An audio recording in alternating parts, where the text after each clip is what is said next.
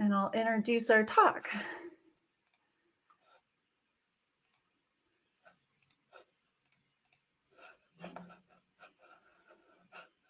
All right, and I think I can slideshow these guys over here. Great, excellent. So today, for the Android Study Jam with Boston, I am going to take us into Lesson 6, App Architecture. And so a little bit about me, I'll introduce myself. I am Jennifer Bailey. I'm an Android enthusiast. I've been a professor at Ames Community College for 11 years, going on 12 now. I was so fortunate to become a writer and also an editor for raywinderlich.com. My Twitter and LinkedIn, I go by jen.codes. I'm trying to set up a blog. I've just now got it started, but that's my handle. So don't hesitate to connect with me. I'm a very social person, especially LinkedIn is the one I check the most. So don't hesitate to connect with me or chat with me. I use LinkedIn a lot. I'm very social that way. So speaking about Android app architecture, this is a very big topic. So as we get into this, you'll see there are many code labs. I would like to get us started with at least the first piece, which is ViewModel, and we might have time to move into the second. So the Android app architecture is how you structure an app, because in Android, we have all these great tools, and you want to structure your apps so that you can be able to expand them and change out your data sources. And you want to design them well so that they don't become spaghetti code, essentially. I'm a programmer from the late 90s, and I was a Y2K coder, just like the Office Space guy. And I have transformed spaghetti code from old systems. We never, ever, ever want to do that again. So decisions have consequences. The app will be much harder to maintain long-term. When you have 6,000 lines of spaghetti code, it's horrible to maintain. You get duplicate code everywhere. For future maintenance, this will hurt your deadlines. So that's the reason we use a tool like architecture, because it takes more work initially, but over the lifetime of a project, it will save you time exponentially should you ever have to modify your project. And it'll also keep your code a lot more clean and easier to navigate. And the trade-off, it'll take longer in the beginning because you need to invest in learning these concepts and building your apps this way from the start. So here's some examples of short-term things that can be done that kind of violate Android app architecture. So you want to stay away from tailoring it to a specific device and things like not hard coding strings. This will also make your app easier to test. You can benefit from already solved problems. You could reuse code you've already written or some code similar, and it's going to save time. And technical debt is time and budget, so it's compounding. Recently, Google put out Android Jetpack libraries, and I'm a big fan of these. So all our architecture components are going to be inside of these Android X package libraries. So if you're being asked to import libraries, be sure and pick the one with the X on the end if it's some sort of an architecture component, because we want to use these and not the old compatibility libraries now. Using app architecture helps us implement in computer science a term that's known as separation of concerns. And that is where we want each piece of code individually wrapped. So we don't want a piece of code like a class doing more than one thing. So this will definitely help us support that very good design principle. So the best way to work with architecture, in my opinion, is to just hop right in. So I have a link here. I can also, whoops, I got to go back. Let me stop sharing for just a second. I'm going to follow that link that was in there. I'll place it in the chat as well. Backtracking through my slides a little bit. Okay, so to get to the code labs, you guys can go ahead and open that link if you like. If you have Android Studio installed, this will be great. If you haven't installed Android Studio, I would definitely welcome you to do that while I'm talking if you want. You're invited to follow along. If you get stuck irreparably, if there's time at the end, I'll help you individually. So if you get stuck really bad, don't hesitate to ask a question in the chat or ask a question as we go along. But I'll save some of the questions to the end if they're a long question. So that's, I think that's the way we can kind of participate in this together. So I will open up the code lab, and then I'm going to re-share my screen. There we go. My second monitor over there.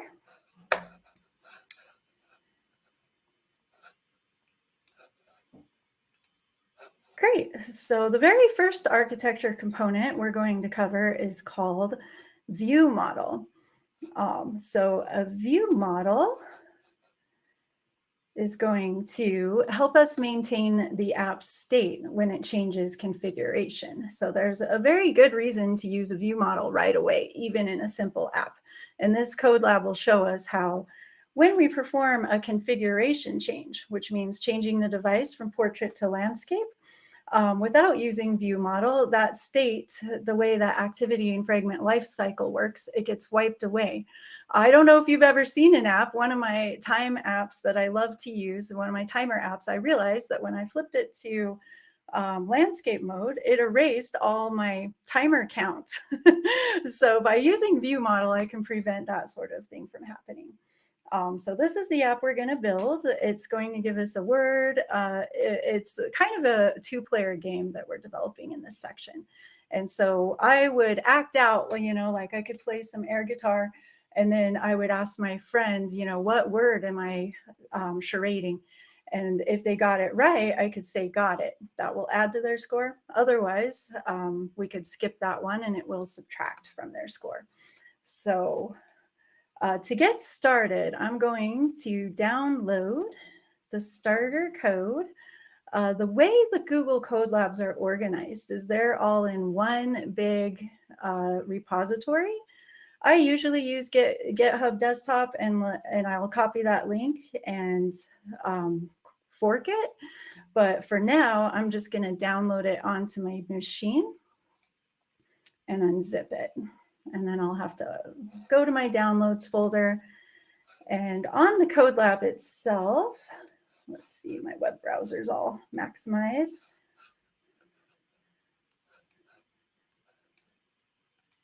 Let's see if I can get back to my Chrome. I need my mission control here.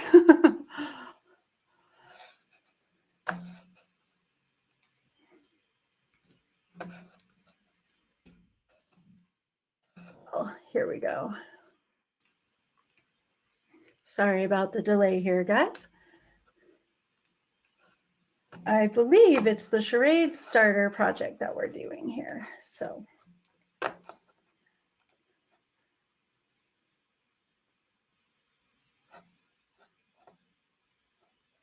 okay, so download the guess the word starter code. So in Android Studio, I'm going to launch my Android Studio. There it comes.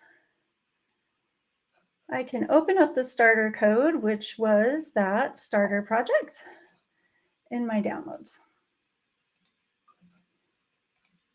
And guess the word starter.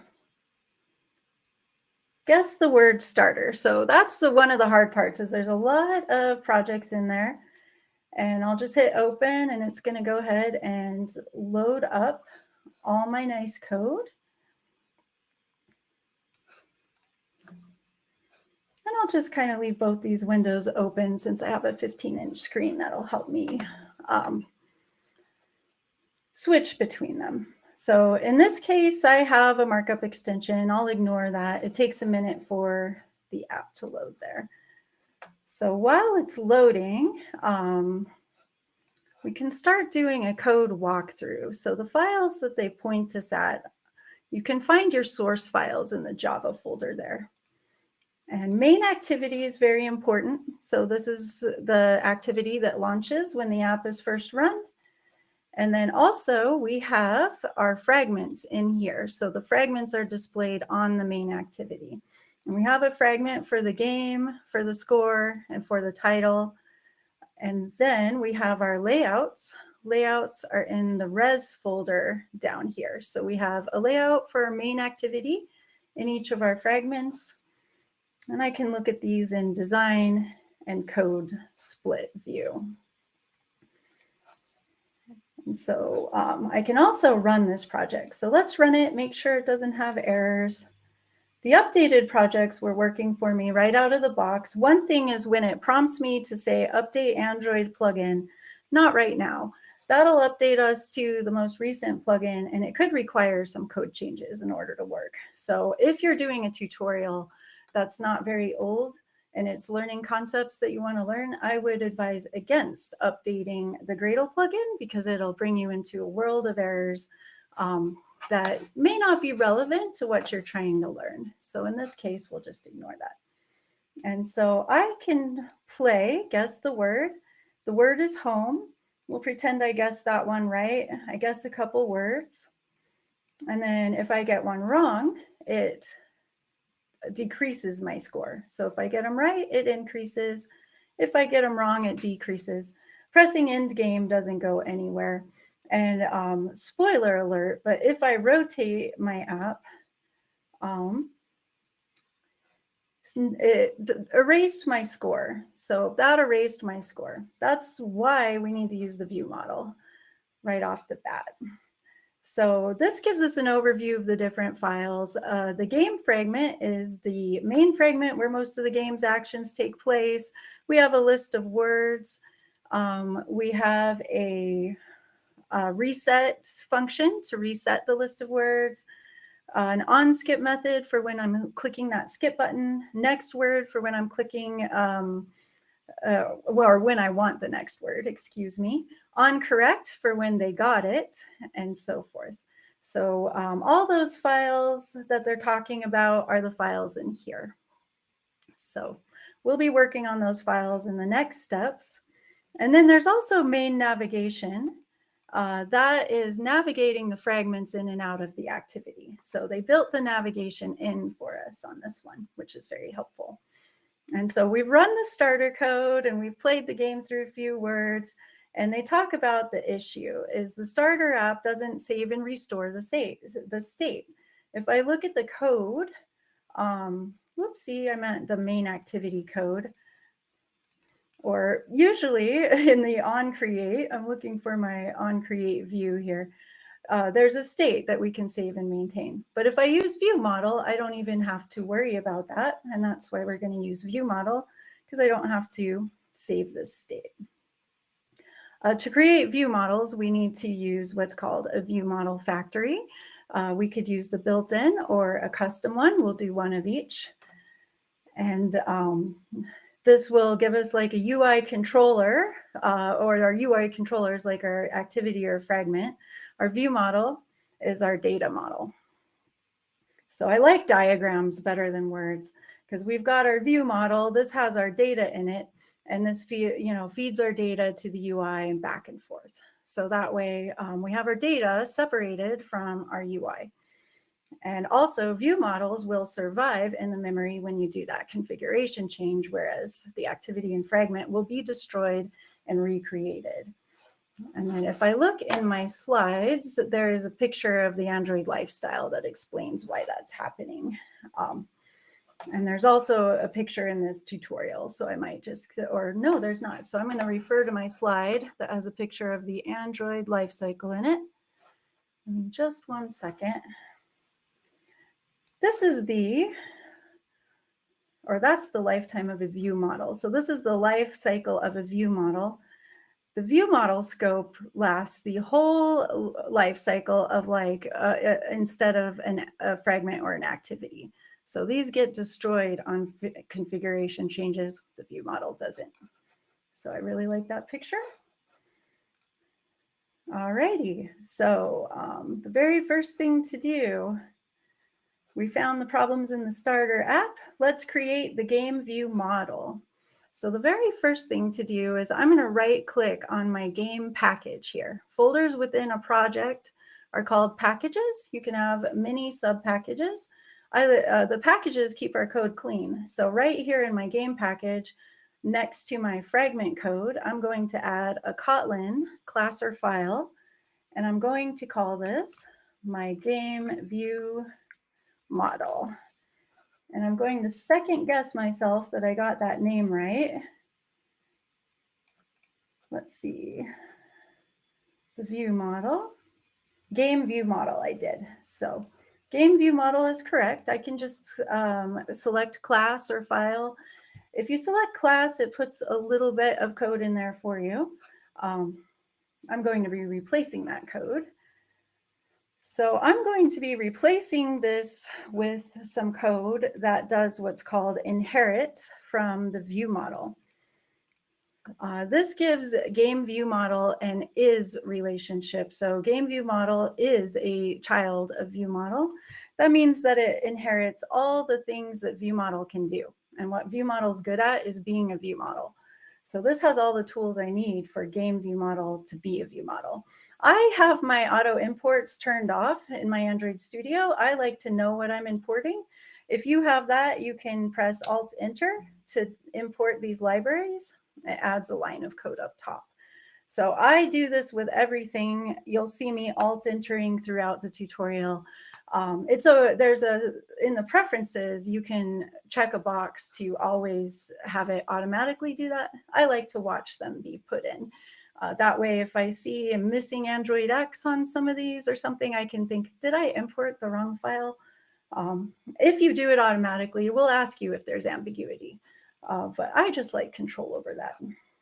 So in step 2, we're going to override the onCleared. So onCleared is a method in our life cycle. Notice I've got some log statements in there too. So these log statements are going to show me when these events take place in the life cycle. Init takes place, this is like a constructor. So this will take place when the view model gets created, onCleared, when it's cleared, and I've got a log statement in each one. We'll see those printing when I run it. So lastly, I have to tell the fragment about this view model. I'm going to do that by putting in a variable at the class level here. So in my game fragment, I want to find onCreateView. And I can put this in a variety of places as long as I get it in my game fragment class. And so this declares an object of the class I just made, and I'm naming it ViewModel. It's late in it because I haven't initialized it yet. I'm going to initialize it in onCreateView.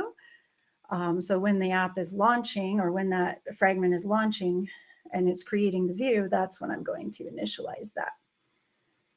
And so to initialize it, let's see if this diagram is important. So we've got our view model. Yeah, so this just shows us the difference of what was happening versus what will happen. So now that I have a view model, the configuration change isn't going to recreate my fragment. And that means it won't erase my score. So to initialize it, I just need to add a bit of code into the onViewCreate here, or onCreateView. And I'll do that right after the binding object. And I'll import my libraries. And right here on line 59, this is initializing my ViewModel object. I'm doing this by calling the constructor for ViewModelProvider, passing in this.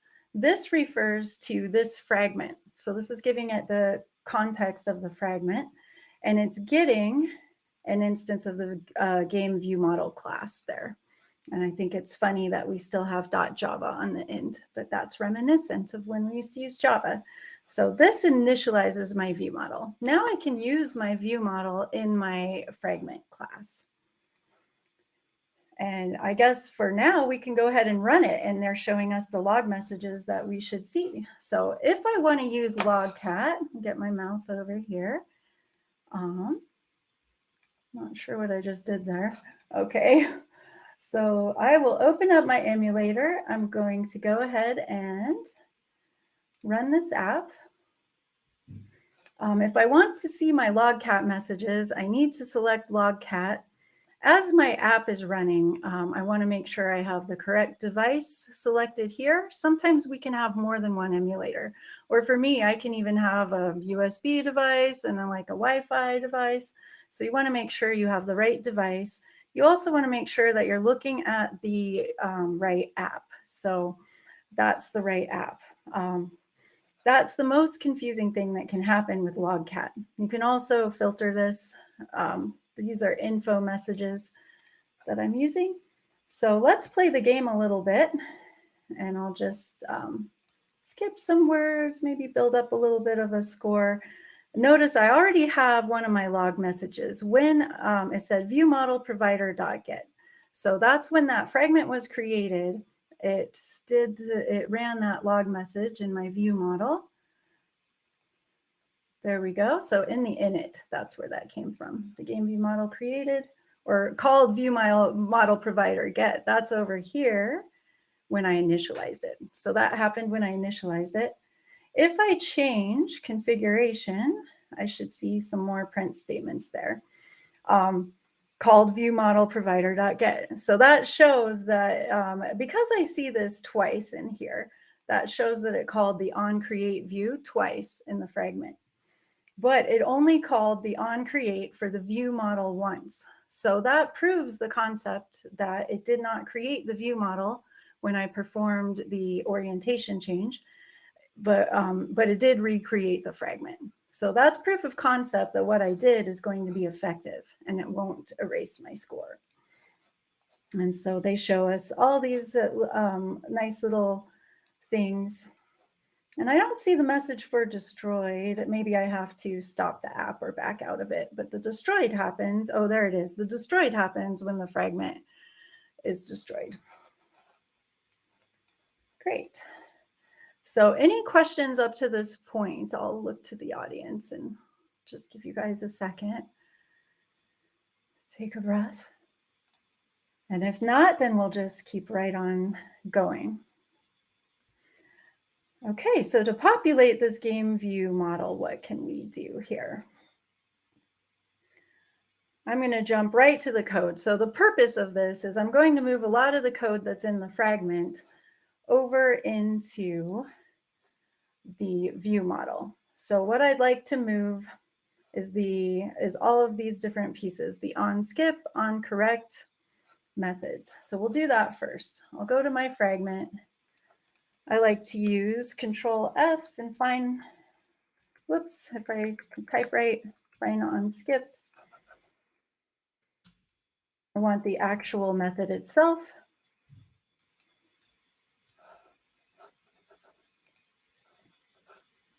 So there is onSkip.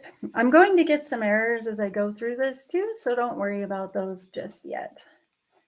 So onSkip, onCorrect, we'll grab that one too. I could have got them in one swoop.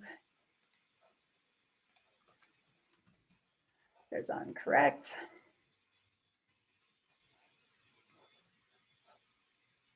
And then they say they're not private because we're going to need to call them from the fragment. So when I copy them, it'd be good if I took private out. If they're private, they'll be private to this class only. I won't be able to reference them outside of this ViewModel class.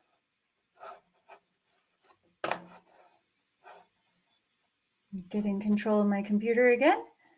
And so now that I've moved the onSkip and onCorrect, I also need to move score and all those variables over. So I need to move word score, word list, and then also make sure that those are not private. So we'll do that very quickly.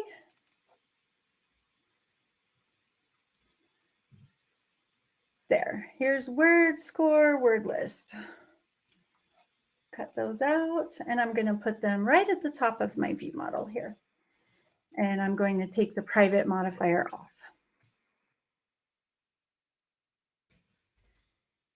And notice how I'm already creating that separation of concerns because I've taken a lot of the code out of the UI piece and put it in the view model piece. And there's definitely going to be some errors at the moment, but that's okay. We'll work through it. So It shows us the files after the change. Hopefully I've got those right. And then in the game fragment, we already did that. So now in the game fragment itself, I can update the bodies of these functions. And I'll just update the functions themselves. That's in my fragment.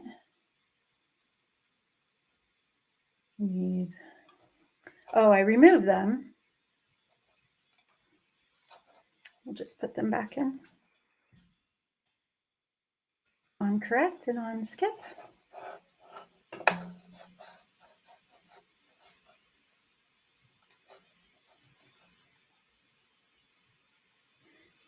And I'm going to make sure that's in the fragment. I want to make sure to keep them separate because some of the code is similar, so it's easy to get them mixed up. So great. In the game fragment, we also need to update the word text and the score text because we're not going to directly reference those anymore. We're going to reference them through the view model. So instead of looking at word directly, I'm going to look at view model word. Same thing with score. We'll look at view model dot score dot toString. There we go. Now we can build this app. I've got some errors in there so far. Let's see what my errors are all about.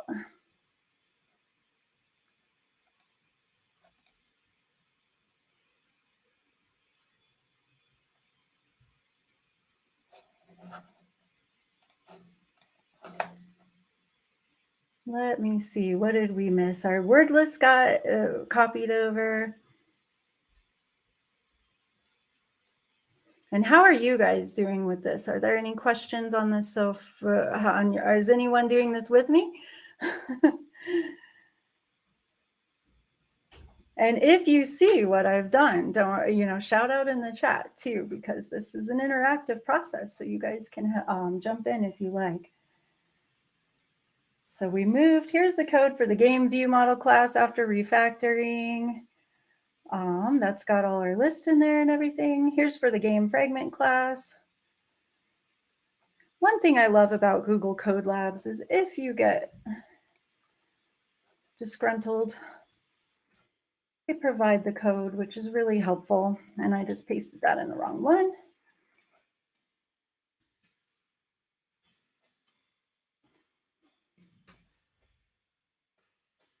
Let me redo that.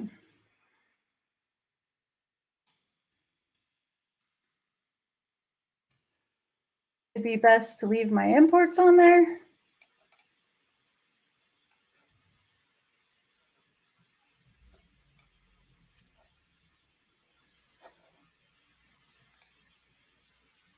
Oh, and then they erased my changes. So on second thought,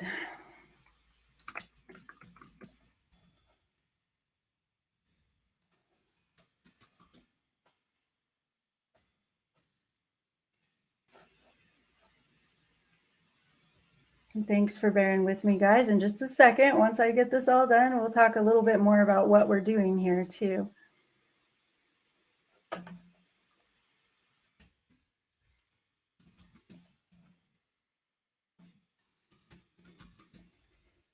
Another thing I love about code and Google Code Labs is that if we get it wrong, it's okay because you can go get the starter, you can go get the final, you can compare it. And by trial and error, you can really learn a lot. So don't be afraid to hammer on the code when you're learning. That's the best time to just really roll up your sleeves and try things. Great, so update references on the click handlers. We've got on skip, on correct. In the game fragment, update score and word to use the game view model. Let's see, we did this one. And we go to game fragment, update word text, update score text. This is just using our view model again. We did that one. Go to the next step.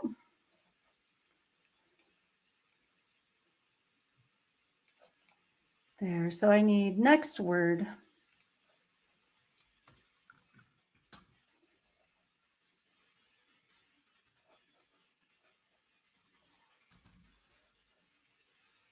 Oops.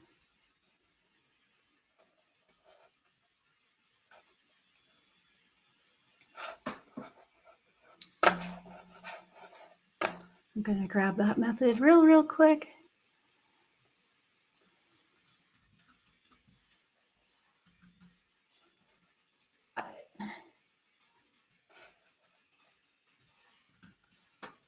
Okay, I think I'm at a place I can run it. Sorry about that, guys.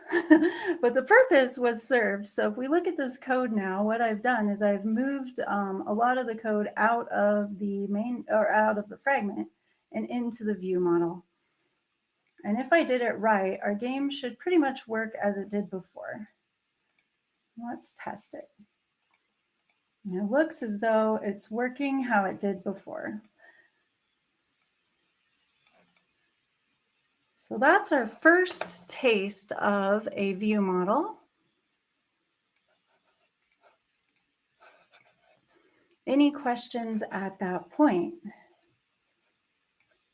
And if not, we will go ahead and add the click listener for our end game button. Oh, I hear someone's mic. Is someone going to ask a question? What would be the best practice? Should we write logic? Should we keep logic in view model, or should we keep the logic in different fragment or somewhere else? The business logic is for the controller generally. So at this stage, I think we're kind of missing the layer for that. So normally I think the view model is mostly just going to be a model, and you'll build towards that as you go through the architecture places. So what we've done is kind of we've separated the logic and the data from the UI, but they're both in the model. So then what we'll introduce like live data and things later on in the code lab. Okay. Is that helpful? Does that answer your question? Yeah. That's okay. And thank you for the question too. I love that. I encourage you guys to ask and jump in, and if I don't know the answer, we can try and figure it out too. So I might know resources. And I keep losing my browser, which is driving me a little bonkers. There we go. Oh, I figured out, I think, how to get to my other desktop. Let's see. Yeah, we'll just borrow this tab. Okay, so we were implementing the click listener there, and I don't want to enlarge my window all the way. Okay, there we go. So to implement the end game, let's put that in the fragment there. Get my Android Studio back. So in game fragment, let's implement this.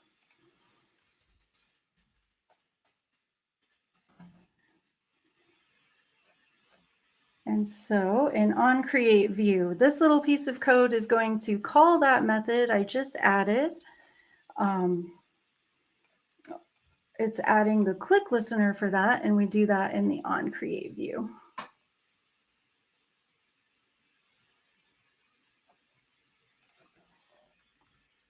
And I'll do that after the binding, actually. Maybe with these other buttons right here. Okay, so that should call that method when that end game button is clicked. And then that method calls this method. And this method is going to make us a little toast and show us our score through the view model. And then it's going to navigate to the next activity.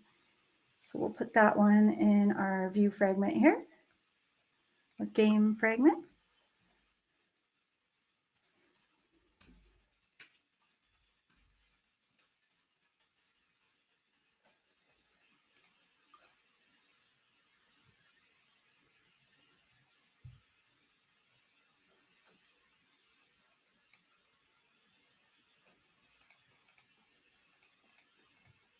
Great. So it's really good news that it's still working the same.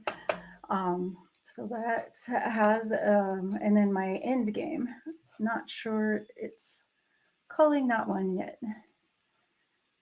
Okay, on in game, run the app, click play the game, cycle through some words, tap the in game button. Notice that the app navigates to the score screen, but the final score is not displayed. So I may have something wrong in my code if it's not navigating to the fragment. Let me make sure I reran it.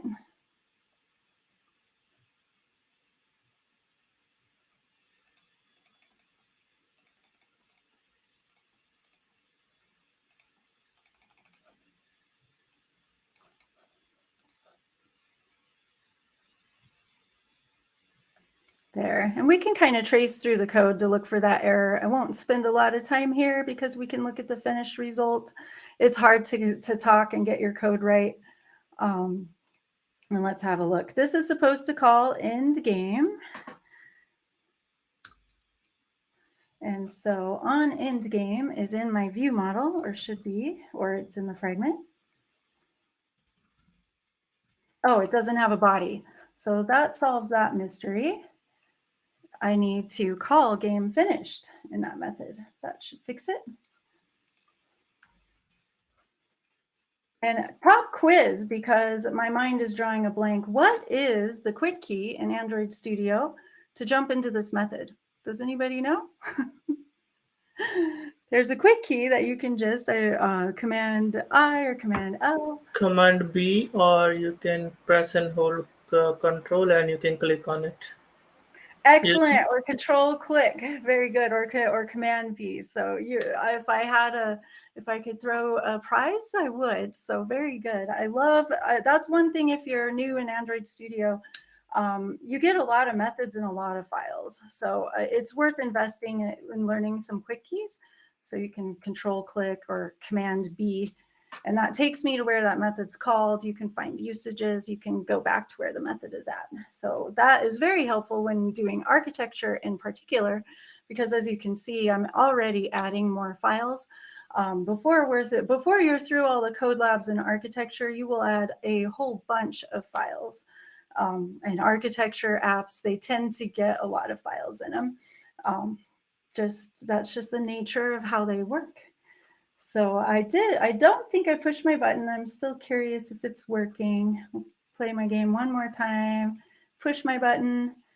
That's better. So now when I push my button, it goes to the you scored, and there's nothing on there yet. The code lab was instructing us that that's normal. So we'll minimize Android Studio. Now I just found all my extra web browsers, and we'll go to that's not the last step. We still have one more. We still have to make a custom ViewModelFactory. So, and implement it. We did the end game thing. So now let's create our own custom ViewModelFactory. So we use the built-in ViewModelFactory to create the one for the score. That's great. Sometimes you want a custom ViewModelFactory.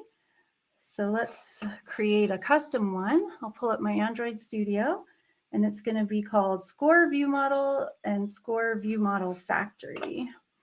So over here in my score package, I'll add, whoops, got a little click happy there. Again, right click, new Kotlin file, Score ViewModel. And I'm going to put some code in there while it's in my memory bank. I'm going to add Score ViewModelFactory. And now we'll go to the code lab and we'll talk about which each one of these are. So the view model is just like I had before. We've got an init method. It's got our score. That's going to show us our final score.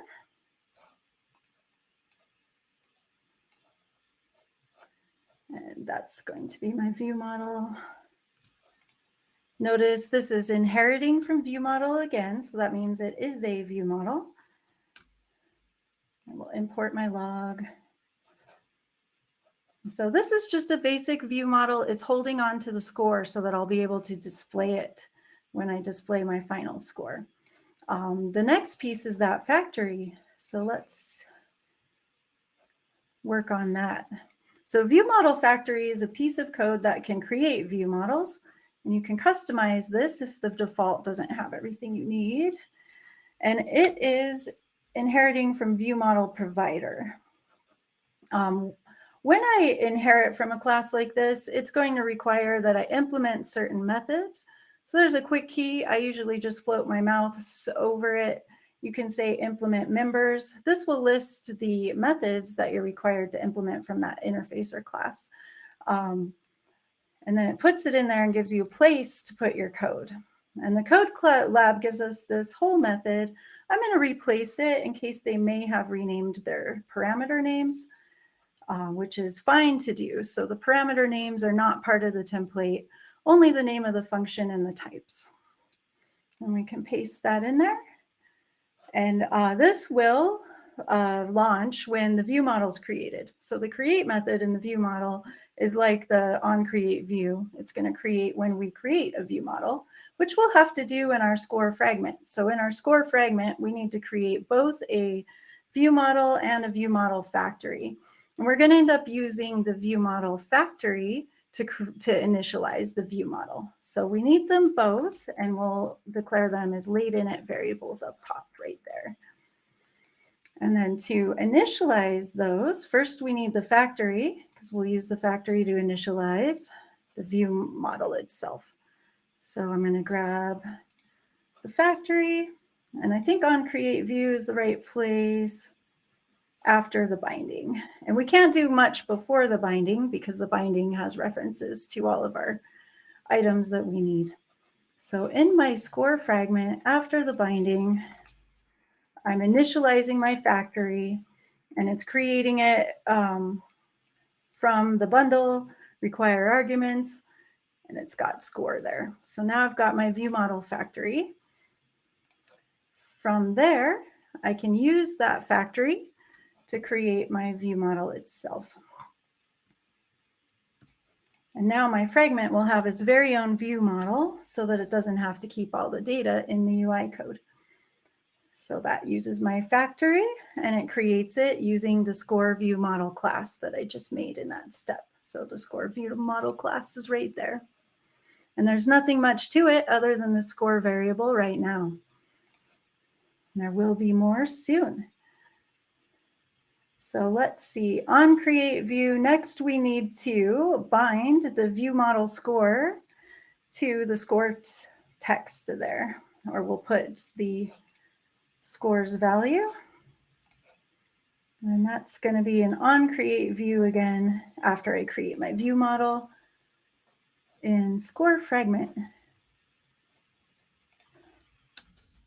like so. And so that's going to take the score from the view model and populate my score text on that fragment with it. Now if I run my app, we can cross our fingers. With any luck, it's going to show me when it creates my score view model, and hopefully show me my score. So let's run the app and see if I had any good luck with that.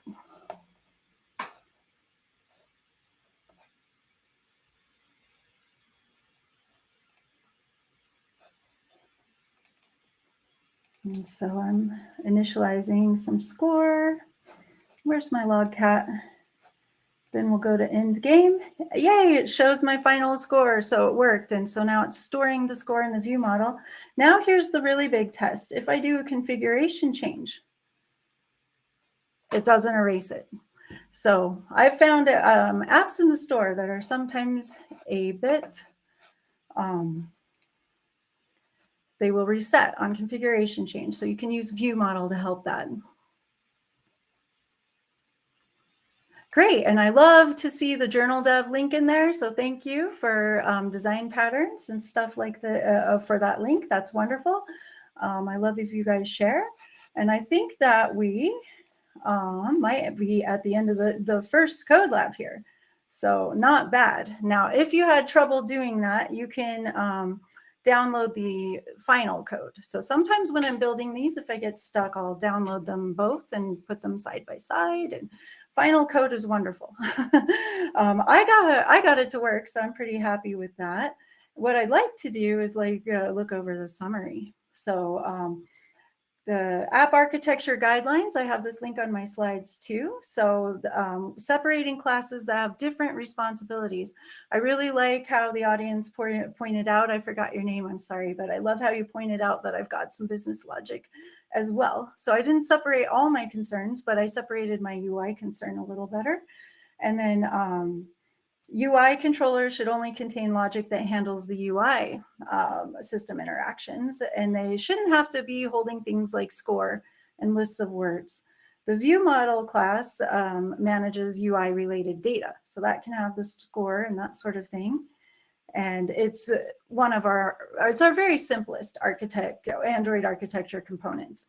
The reason I really like that they put this one first, because even just a basic tip calculator app could have that configuration change.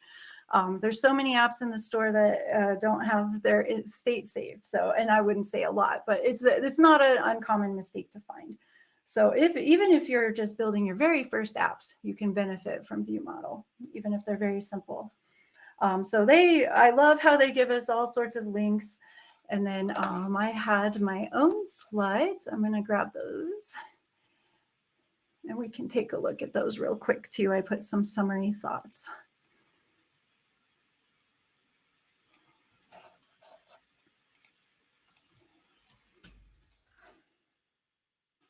Great. So we can look through the ViewModel slides. And now that we've seen the code, see if any of this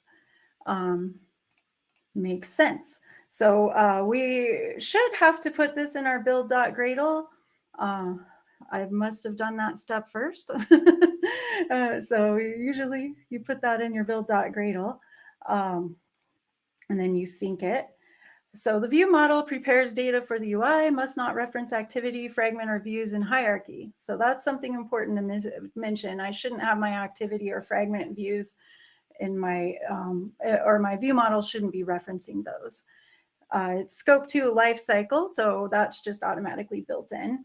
Enables data to survive configuration changes, which I really drove home, I'm sure. And it will survive as long as the scope is alive. We've got our picture. There's the class that I'm inheriting from. It's got its init method, which is the Kotlin version of the constructor. It's got the onCleared method there and a coroutine scope. So coroutines are another animal. So any questions on the first code lab? And then I would, oh yay, I do see a question from Harsh about factory design. Okay, good, so great. And I love that there's a link, so thanks for that. Any other questions on that one? And how are you guys feeling? Would you like to tackle another? Can I ask you a question about the ViewModelFactory? Sure, go right ahead. So I noticed that, I know that ViewModelFactory, you can create a view model just from that. I was wondering, when do you create your own ViewModelFactory and when do you use one default? Okay, that is a good question. So the default one, I would be when we need a tool that the default one doesn't have. So I wonder if the code lab had that written out for us. That would be great. I think what it had was score. So use a view model factory. Let's see, when the factory method pattern, creational design pattern, with a parameterized constructor. So we created a view model with a parameterized constructor to instantiate it. So I believe the reason we needed the factory was because we needed to be able to pass in a value. And maybe that link that was posted has some more information about when that would be. And I'll also do just a really fast search and see if I can find something. When is a view model factory needed in Android?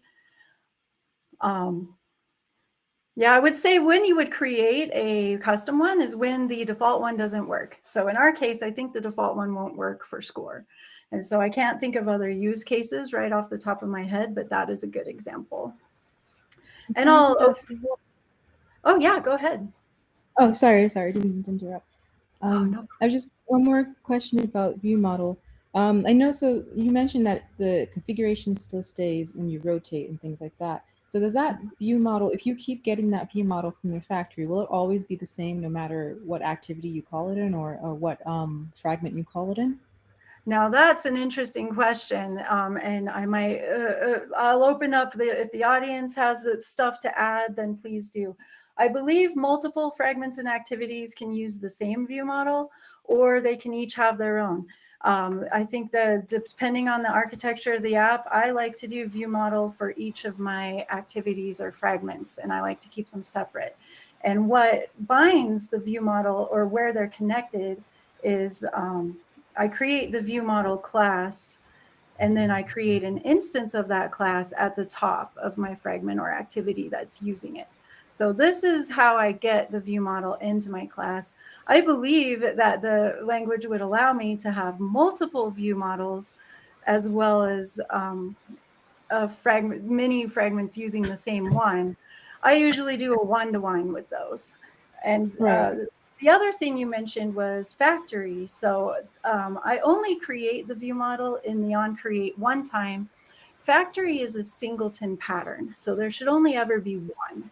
And I always remember there was an old, this will give away my age group a bit, but there used to be a show on TV called Highlander, and there can only be one. So I think that it should really only get created once, and then it should persist through the life cycle of the app. Just like in our slide, it gives us a picture for how long they live. And they basically live through the life cycle, almost the whole thing. So they live until the on destroy is gone. That's when the on cleared method. So an activity, or we have an activities life cycle here, but an activity will get created, it'll get started, it can be resumed because it can be paused and stopped and destroyed and all of these things. When you rotate it, it goes through the whole cycle again. Whereas a view model, it gets created. So it's got its little create method, and it's just hanging out the whole time. So it goes through a lot fewer changes. But when the fragment that contains it, so when this fragment, game fragment, is destroyed, that's when the view model will then get destroyed. And it will be the view model that I created within the fragment itself. And if I'm completely wrong on that, someone can jump in and correct me. But I think that's how I believe it is. Does that make sense, Danielle? I hope. Yeah. So that means probably then, as long as that view model exists because of like some fragment that called it exists, then if you try another instance of that view model, you're going to get essentially the same state as the current one. I think if I reinitialized it, it would wipe it away clean and recreate it. So I think it gets created when the fragment is created, and then it never gets recreated again. And the fragment goes through. Oh, go ahead. If another fragment tries to create that view model, does it have the same state as the original fragment that had that view model? Like, do those view models, are they the same? That's a really good question. They would be static. I don't think so. So that I'm unsure of. So I've never created a view model in the same view model in two fragments at the same time and tested that. So that's a really good question. To be honest on that one, I'm not sure how that would act. If that would be static and they'd use the same one or not. I'm kind of guessing no, but I'm unsure on that because that would make a difference as to whether you would use it. Whether you could use the same class for two fragments or. So I think if you wanted, you could pass the initialize view model in. And so if it were initialized, pass it to that other fragment somehow with it initialized. But normally the way I use is just a one-to-one. So that's why I'm not super familiar with that, because I don't generally pass them around, or I don't generally reuse the same one. I usually just create a one-to-one view model for each activity and fragment, and that keeps it simple for me. Can I ask a question? Sure, go ahead, Megan. Yeah. So I'm relatively new to Android. Relatively, yeah. So like I did a Google Code Lab in the Google Basics for Android course, and they talked about a shared view model, and they had a code lab with a shared view model.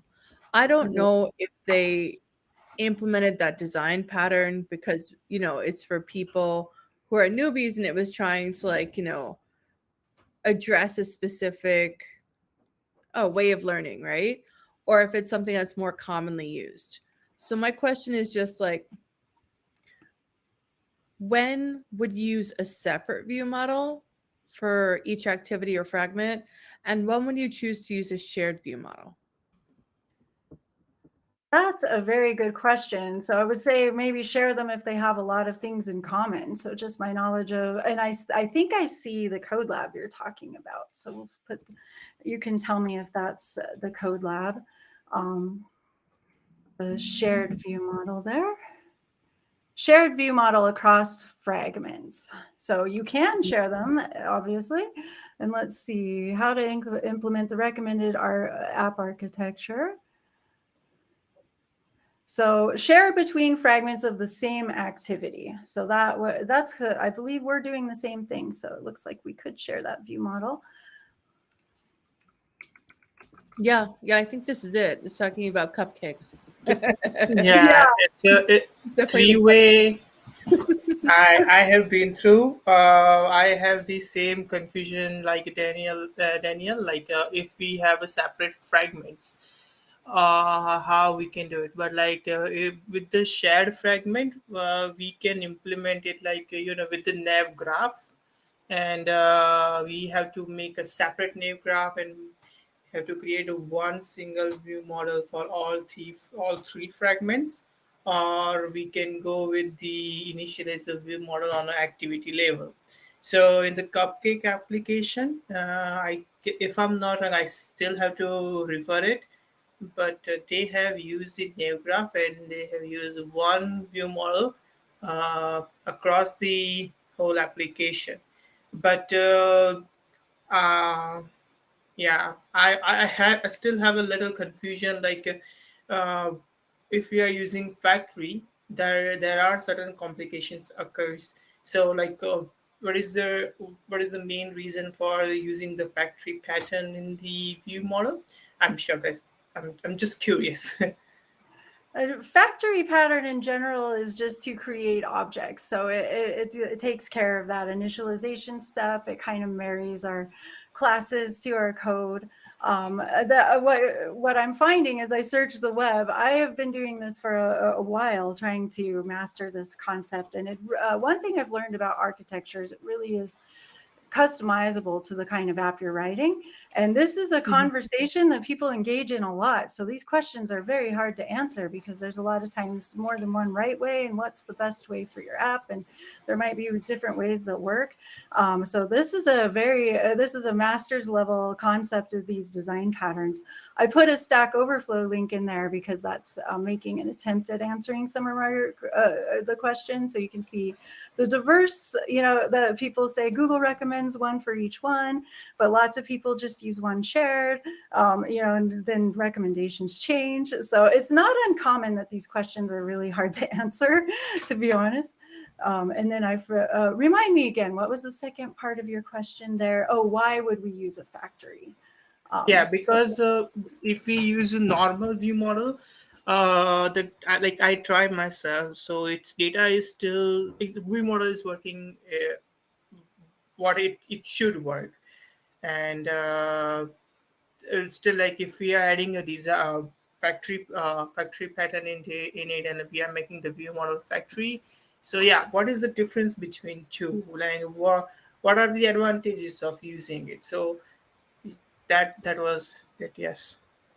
Okay, so if you're talking about the custom, are you, I'll just to clarify, do you No, mean no, no. like the difference between using the Uh, built-in view model provider and then the custom one, no, or no, just no. provider in General, general? so like so in the view model class, like we can make a separate class inside the view model class as a factory, and then we call it just like you just did.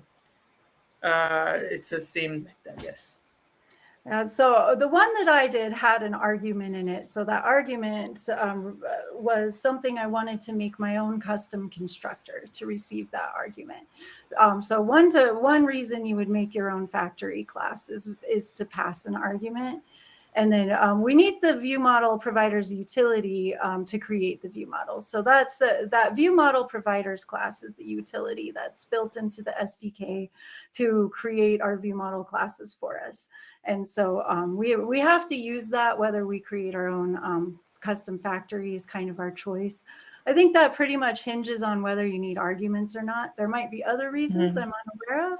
And then here's another Stack Overflow too, where they're talking about that, and they're telling us why you might use ViewModelFactory.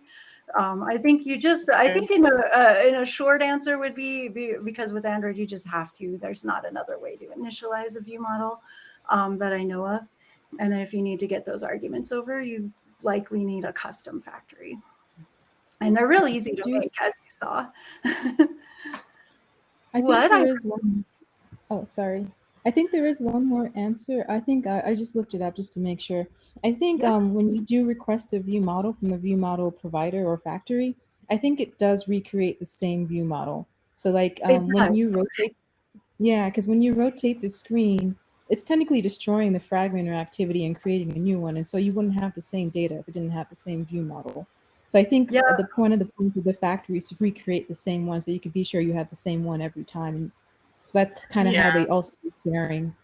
It would sure make more sense because factory is supposed to be a singleton. And so if it created a new one, that would violate singleton. So my knowledge of factory is that's generally a singleton. So really good job, Danielle, you're hired. So, oh goodness. So, so really good job looking that up. So that would make more sense. I definitely feel that would make a lot more sense. And you guys are a great group. So any more questions, stump the speaker. I love it because I learn all the time. These are concepts that I go through each semester, and every time I do this, I learn more. So one thing cool about Android, if you get bored, they'll throw new tools at you, and then it's unlimited learning opportunities because there are so many ways to build an app, and many are elegant, some not so much. So 10 years ago, we were building a lot of our code in the same main activity, and that turns ugly pretty quick when you have to maintain an app like that. So any other questions on that, and how are you guys feeling? I think we've got a bit more time. Would you like to venture into live data? So Jennifer, this was lovely, you talking about ViewModel. Now I'm curious, since you have been teaching about MVVM architecture for a while. So when we started with Android, there was MVP. A lot of people used to follow the model view presenter paradigm. And now the modern way of doing stuff is model view ViewModel.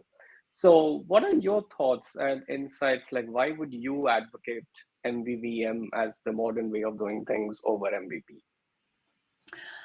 I honestly like MVP quite a bit. So I think MVP can be perfectly appropriate for just a smaller app. But I would go with MVVM simply because then you're using those more modern tools, and you're probably going to want to expand a project at some point.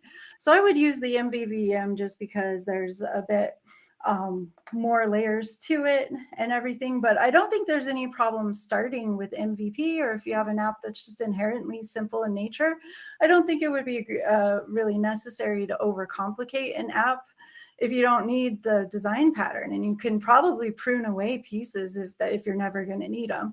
But at the same time, you gotta keep the principles of software design in mind, that this is always going to grow more than you or it always has the potential to grow more than you think it does, because we had that issue with Y2K. We thought by year 2000 there'll be flying cars.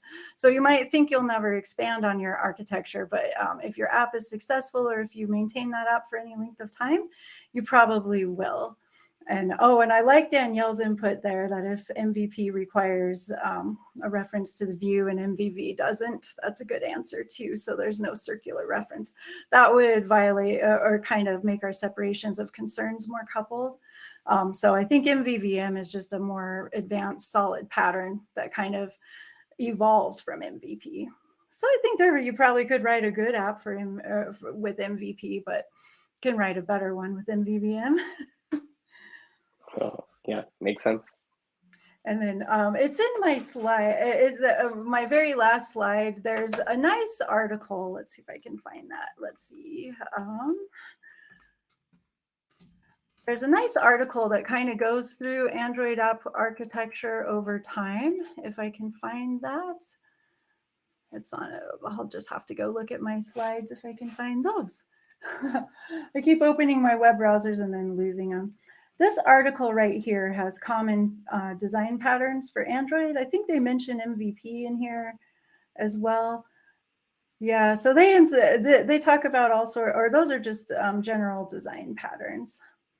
I'll get you guys a link for the Android architecture. There is an article on that site that will describe MVP and MVVM and what are the differences. So I'll stick a link on the slides before we're done too. And thank you. Good question, Sigard. Any other questions? And you guys have mental energy to look at some live data? I do if you guys do. Yeah. Great, great. You guys are great. So thank you for being my audience tonight. So in that case, let's see, I can use the project that I've already got, and we've already done all of this good stuff. There's some homework questions. There's some good ones in there. It's telling me my connection's unstable, so I hope I'm not breaking up. But let's look at live data, because one of my favorite patterns in computer science is the observable pattern, because it's just so neat. And now if you guys have seen the Jetpack Compose, which there's a lot of that going around, it sure is really neat when your UI updates off of your data. I love when the data is observed and it updates. So live data excited me very much when this first came out. So in this one, we're going to just expand on our app a bit. We're going to add an event when the user cycles through all the words and let them play again. So we'll just fix this app up a little bit, and we're going to use live data. I already have the starter code, so if you're continuing from the last code lab, you can just continue on from there. And so live data is an observable data holder. So it's like a regular one, only it's observable. So it will notify us when the data changes or the UI changes and back and forth. It's lifecycle aware, just like our view model was. And so what's really neat about live data is you don't have to worry so much about your lifecycle management. Managing the lifecycle of an Android app prior to these tools was a lot of work. So the fact that live data is lifecycle aware is really, really helpful. And so let's get our app to do that. Under our game package, GameViewModel, we're going to change these to be what's called a mutable live data object. And a mutable live data is one whose value can be changed. If you're working with a constant, you can just use live data. And notice all they've done is instead of just using regular string, they've wrapped this with a mutable live data object. And then we're telling it the type of the data by using string. And then we also have one for integer. So we have that in our game view model. Now, instead of these just being plain, they're now mutable live.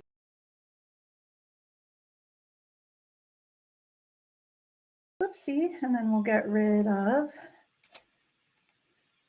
extra tabs or extra browsers. There. Okay, and so to update the reference, we need to change the references. And one thing interesting that I noticed right away when I used live data is you have to use .value. So to get at the value that's in the live data, you have to use the .value there. So we can look for the on skip in GameViewModel. On skip. Somewhere there's a structure view in Android Studio where you can click around in your methods too. So for on skip, I'm just going to replace it so that now it is subtracting 1 from my value using the minus operator. So another thing with live data, you can't just use addition and subtraction on them. You have to use .minus and .plus. C# and other languages have similar functions to this. So that's going to decrement our score by 1. And I suppose we're going to have to do the same thing on correct, only it's going to be plus. And I should probably follow the instructions, but I'm just taking a guess. Yep, so we did the same thing on plus. And then in next word, we also have to update next word to use the live data. So we'll do that.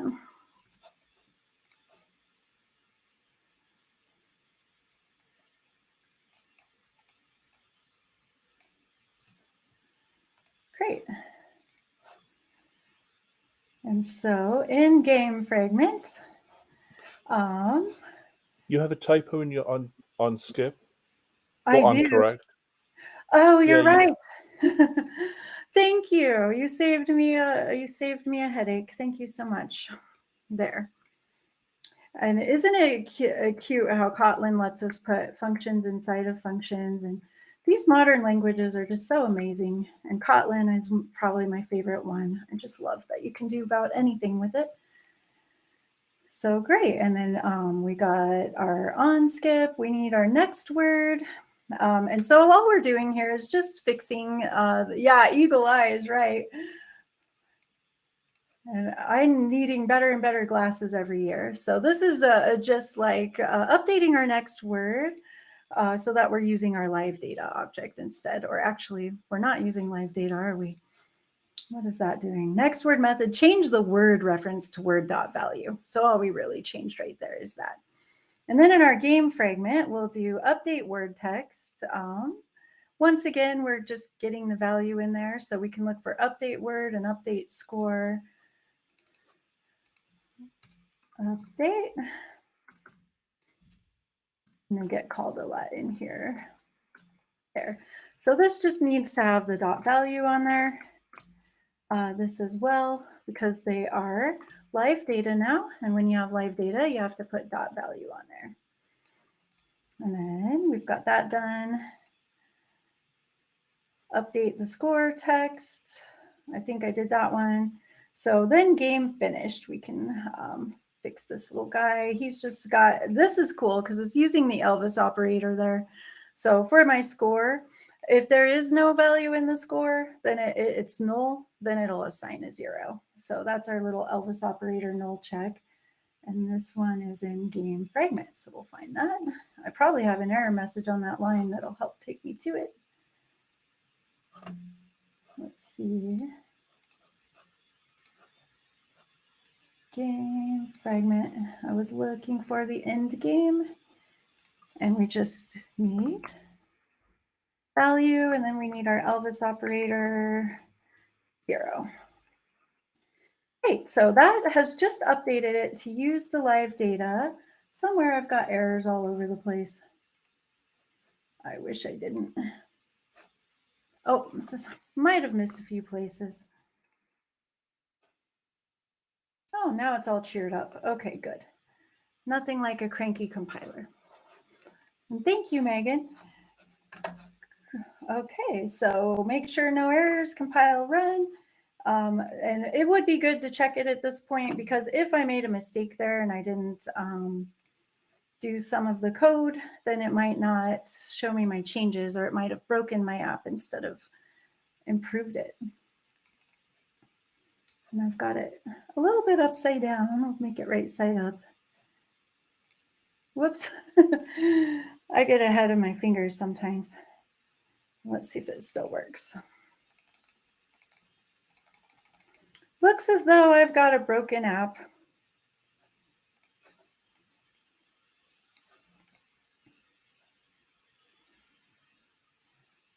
And so, what I will do is since we I won't spend a lot of time chasing an error, so we'll worry about that later. But let's talk about attaching the observers. So attaching to the observers, the observer is going to pay attention for when the data changed. So when we attach an observer, we will attach it to the live data object that's in the view model. And it's going to give us a little place to put a method there. So in game fragment, in onCreateView, I'm going to add a little event to my observer there.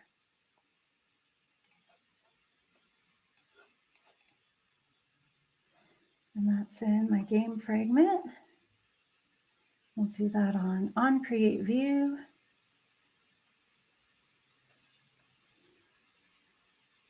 I like to do these kind of together, so we'll put it right there.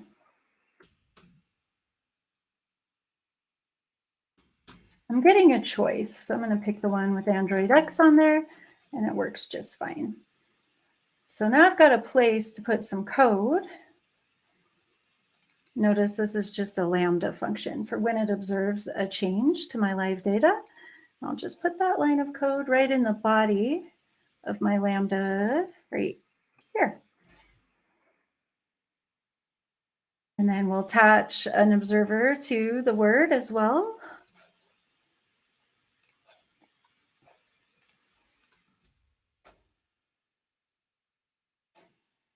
Great, and so now when the value of score or word changes, it should update automatically.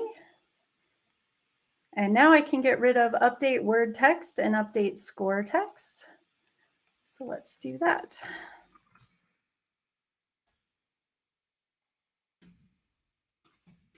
I just want to get rid of them everywhere.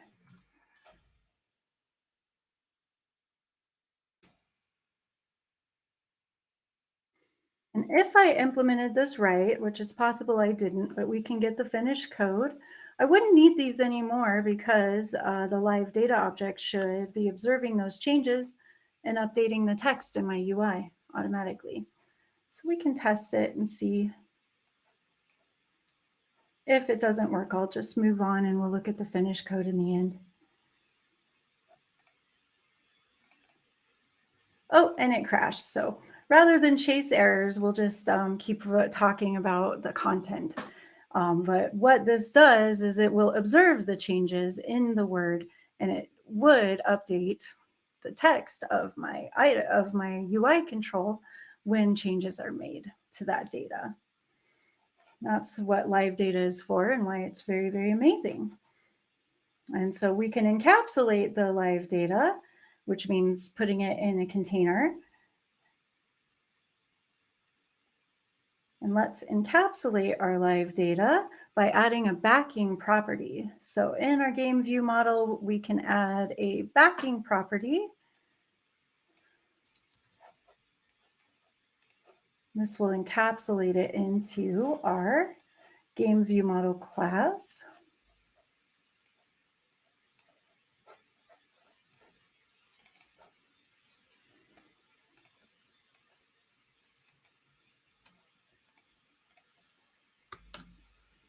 Great.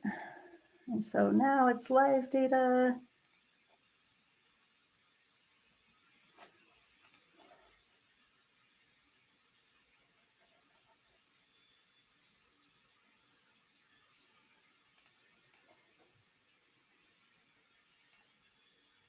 Okay, and so I've got that initialization error, and that's okay. That just means I need to add my little getter there. So now I've basically made a live data. This is no longer mutable, and a backing variable, which is mutable, and my getter will return the value of that backing data there. So now it's encapsulated within my class.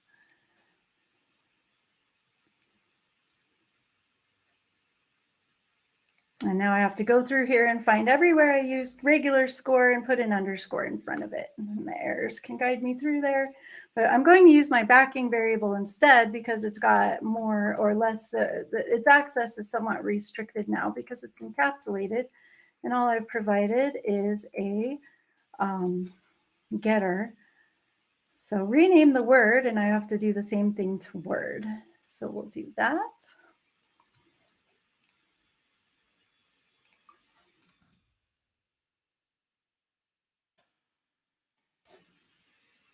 And then I need to find the one place I'm using this in my code and place an underscore. Nice. I like that link that was placed in the chat too. Thank you. That is good background. Whoops, I wasn't paying attention.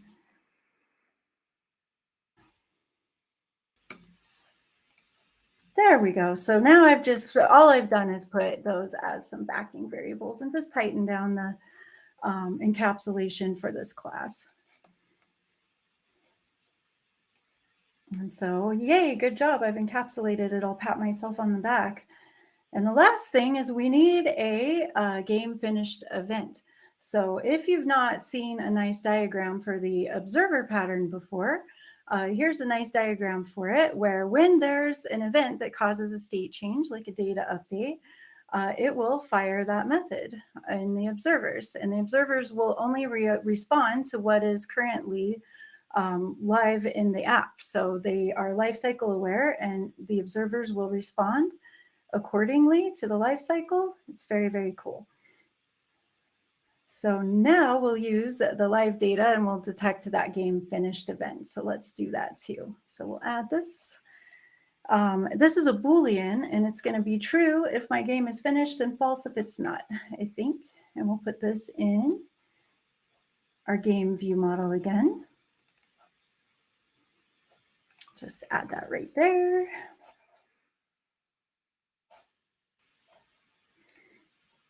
And then in game finished event, we'll set it to true. So, and I'm using the underscore, the backing variable there.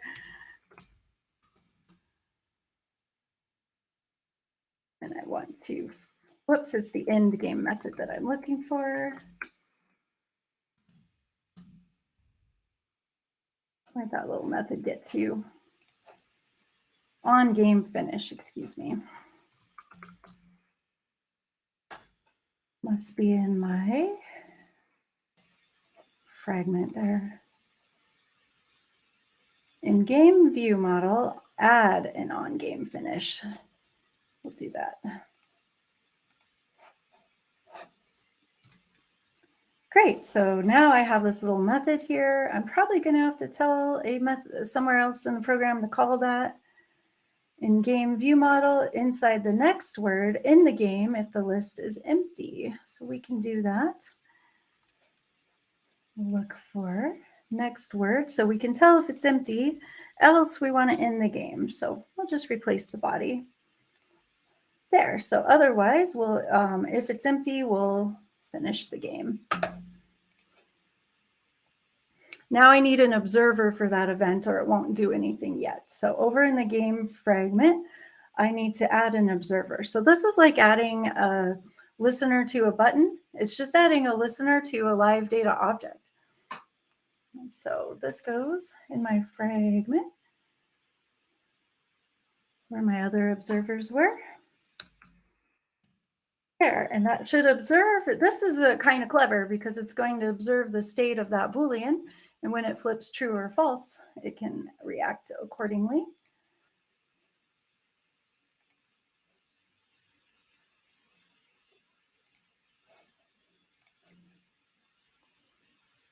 And I'm guessing I'm getting an error because I need to put underscores in front. Let's see. There we go. So game finished, I need to comment that code out. That's what it is.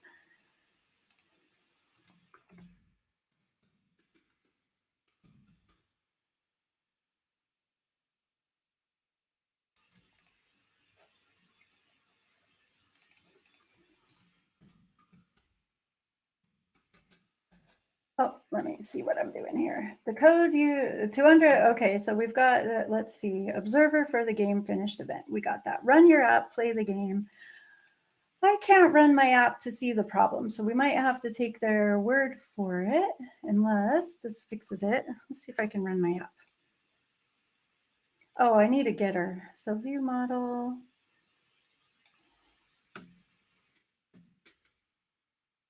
I wonder if this next word even needs to be here. I have a feeling this might be code I was supposed to take out.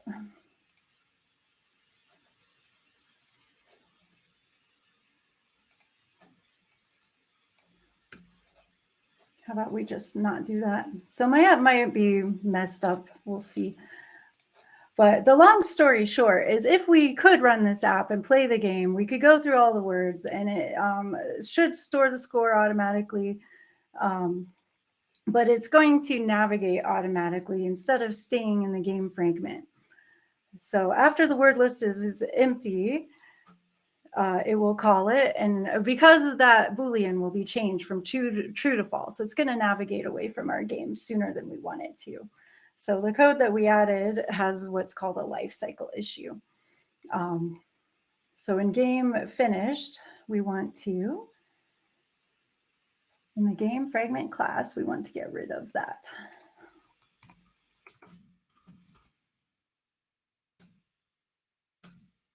There, so we need to get rid of the rest of this stuff in our game finished, because this is also navigating away. So let's take this out. Let's see if it'll let me run this, or it did let me run it. Let's see if it'll let me run it. Come back, emulator. There.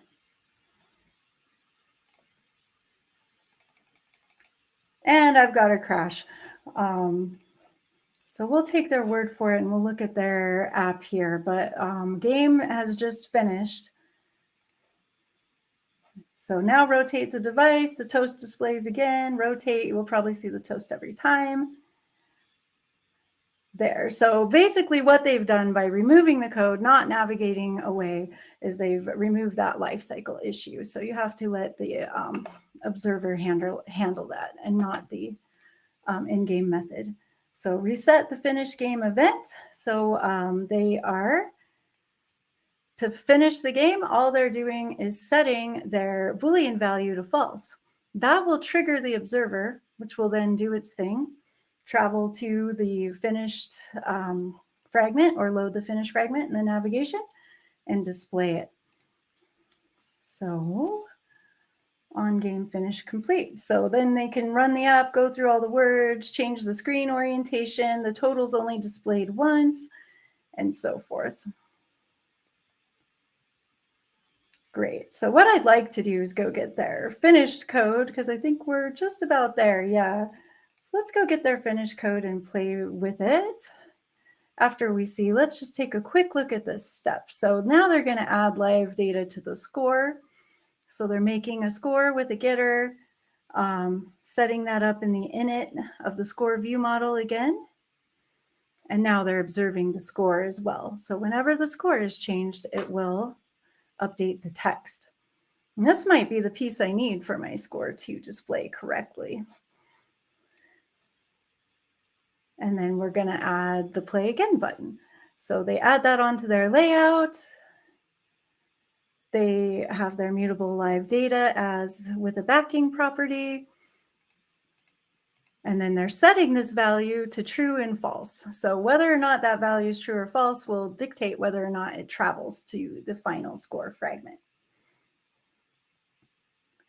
And so let's see if all of this works. I'm going to grab this project and we can look at the code from there. Guess the word live data. So I'm going to I have that project. I'm going to open it.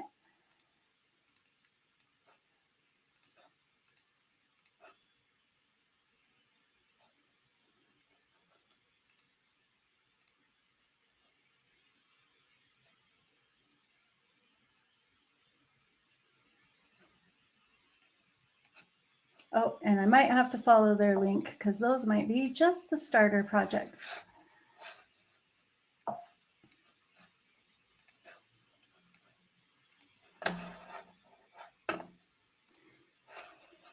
Yeah, if you guys would like, feel free to ask about some, live data as well.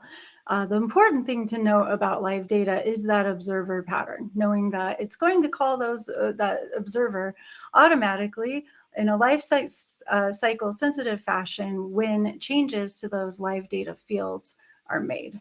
So that is the reason for live data and how it works. And you just need to add a listener on those observables. I'm sorry, I lost my web browser. There we go. Solution code. This is the live data. Guess the word. These are the finished apps. So we'll download these.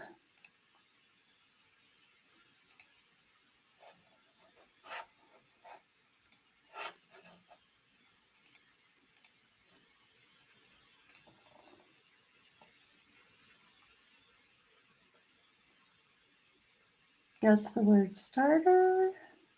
Oh, there we go. Okay.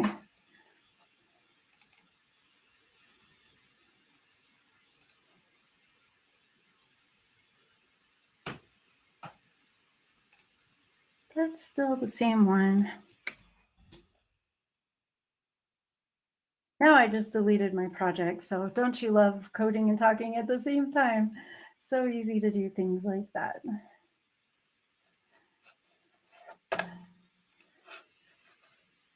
Okay. Hopefully there's a guess the word in here, so that live data, so that we can look at just the code part and see if it works. We'll check it out. Guess the word live data. Great. So now I can open that up. Downloads.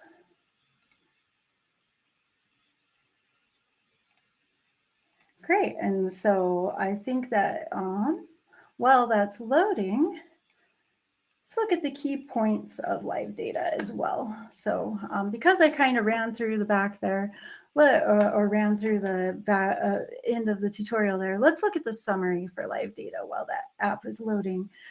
So it's an observable data holder class. I love the lifecycle awareness. You use it to enable your UI to update automatically. So that is just so cool. It saves a lot of boilerplate code. It saves a lot of lifecycle maintenance that you would otherwise have to do. To add the live data, that's the important part, is you have to change the variables in your view model to be live data or mutable live data. And thank you, Danielle. Have a good night. And then to encapsulate it, you can use those getters in a backing property like they showed, and the observable live data. So you can observe that data in your activity or fragment to catch the changes. And of course, there's many more layers that we can add to the architecture beyond these. So if you travel back to the original link, there's 2 more code labs after this one that'll take you even deeper into the concepts. But those are 2 of your key starting concepts to work with. And let's see if my app loaded. It might have.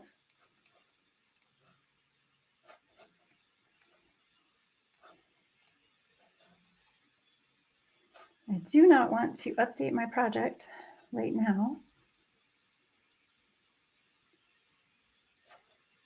And I guess it's still loading. It's almost there. It's installing. So we'll give it just a second. I do like my computer. It works pretty good. Okay, so it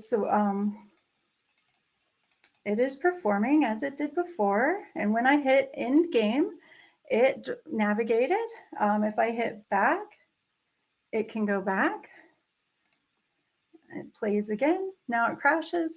So I may have tested it a little rough.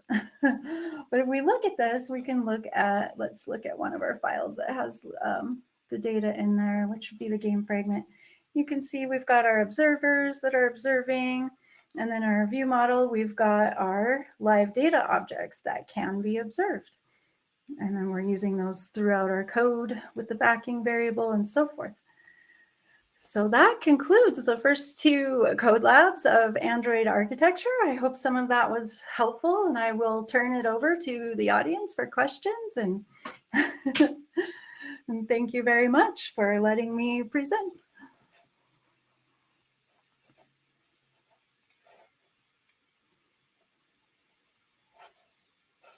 And here, I'll stop my share too.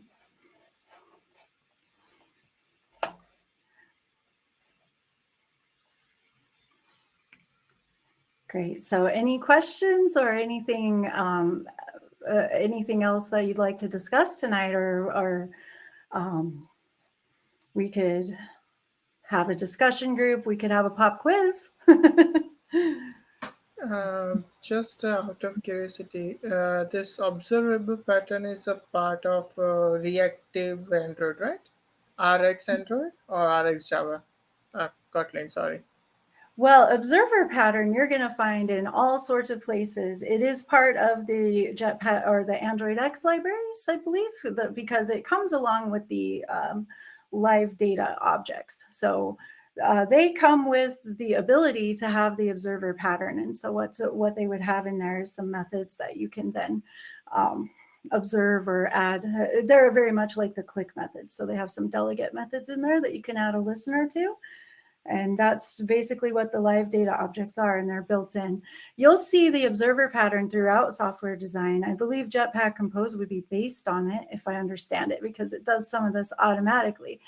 So what's really cool is after you do this code lab tutorial, once you've covered architecture, then start exploring Jetpack Compose, and it'll make a million times more sense, because that's where we're going with this ultimately. And it sure would be a lot easier to learn Compose if you had some understanding of architecture and live data and those sorts of things under your belt. So I think the observable pattern is something you'll see in a lot of frameworks. And that's a very good question.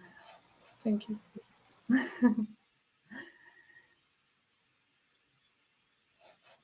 And not to forget that we will also be doing Jet as part of this modern Android Study Jam series. So stay tuned for that.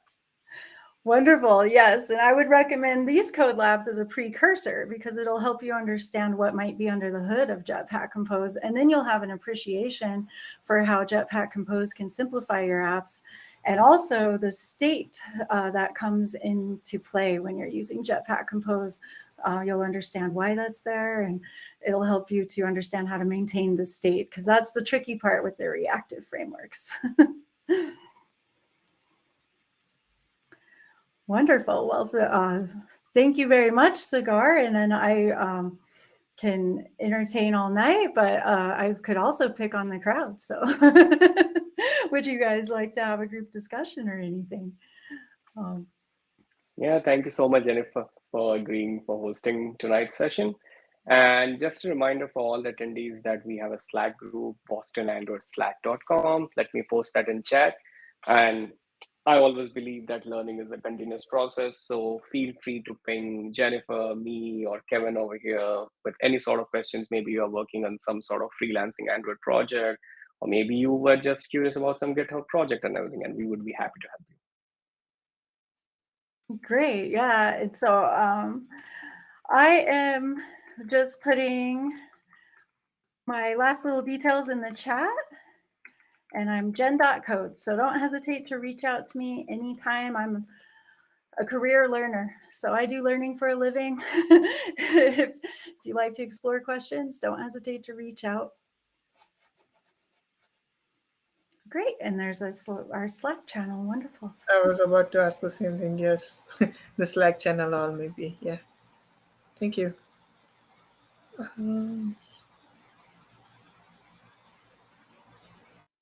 Alrighty. So I guess we can wrap up for tonight. Sure, and I just thought of something. I had those slides. So in conclusion, I'll show you the slides. There's some resources on there. So I already showed you one, which is the article, but let's see the other one. There's a book about Android architecture from raywinderlich.com. That is a fun book that'll go through layer by layer. They also have a video course if you subscribe. There we go. So there is my slides. And the last slide on here has some links to that sort of thing. So we've got, and also I gave you the link to the Google, but that's to the Google's architecture guide. That's in the code lab. But here is an affordable book about Android architecture, and it builds a whole app. Share? Yeah, I put it in the chat. So if you would like to see it. Thank you. You're welcome. So that's one of the only books that I know of. There might be others out there, but that one's really good. If you ever subscribe to their site, they have a video course about it. And then if you want to go the free route, they have an article about it. Android architecture. I thought that's what I put in my slides. Let's see. Article, Ray Winderlich. And they talk about MVP and MVVM and all this stuff. Here's one about MVP, but you can also search their site because we're adding new articles all the time. But they have many sites about Android architecture patterns. The articles are free, so I would start there. And then if you're interested to learn more, there's a book. There's all these wonderful Google resources. I would recommend Code Labs more than anything else. And if you want more, those books and articles are really helpful. I have one thing. I think somebody has to approve the email address for the Slack channel, Oh, because when I'm trying to reach the channel, it's showing me like my email address is don't have account on this workspace. That's what it's showing me. So is there any form that I have to fill out or something? No, I think it should work. I mean, does it ask you Google ID? Yeah, like in the Slack I made with my Google ID. Yes, I'm trying to log in, but it is showing me that error message that my ID don't have an account on this workspace. So like somebody might need to add me like particular email ID Uh, for the permissions. no, no, I don't think that works that way because it's pretty much an open Slack group. Let Uh, me try a different way.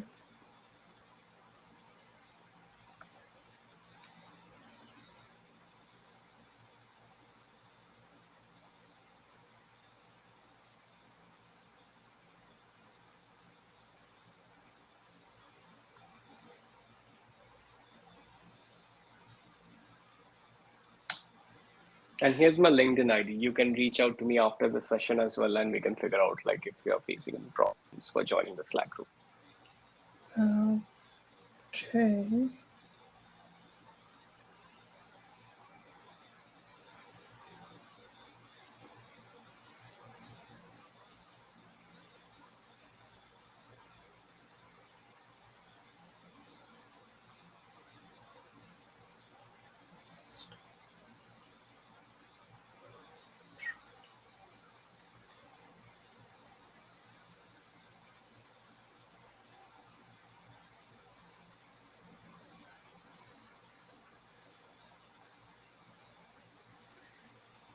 No,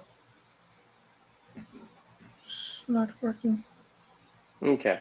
Yeah, you can add me if I'm assuming that you're on LinkedIn. You can reach out to me on LinkedIn, and later we'll definitely figure out what's wrong with your access privileges. I need to take a look because I've never heard like someone facing any access problems. So yeah, we'll definitely look into it and figure out something. Okay, no worries. I will definitely reach out to you. Sure. Thank you. Yeah, thank you, Harsh. and Sagar, I want to thank you so much for putting on the series and hosting me tonight. And thank you, Boston and everywhere. Thank you all for being here. It's really It nice was our pleasure to have hosting you, Jennifer. I really appreciate it. So it was great to be here, and stay warm in Boston. Yeah, I need that. Alrighty. Thank you, guys. Great. Thank you. Thank Bye. you. And thanks, Kevin. We'll see you Thank you. guys Have a good around. night.